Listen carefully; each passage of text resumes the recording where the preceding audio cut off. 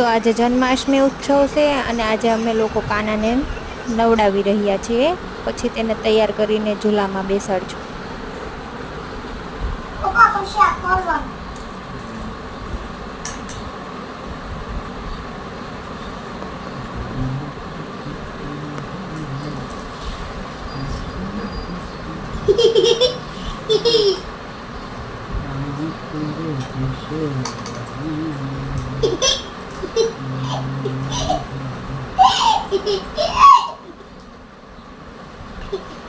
દહીં દૂધ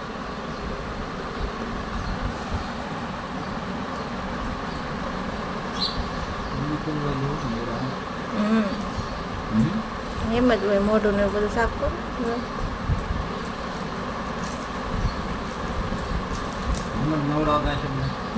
એમ જ નવડાવ ભગવાન. અમારે ઠાકર દાદાનો વારો હોય ને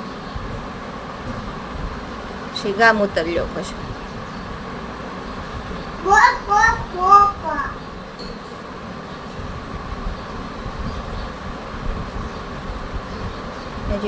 હજી મધે હોય. પંચામૃત કહેવાય ને એને પંચામૃત કહેવાય. દહીં દૂધ માખણ નહીં.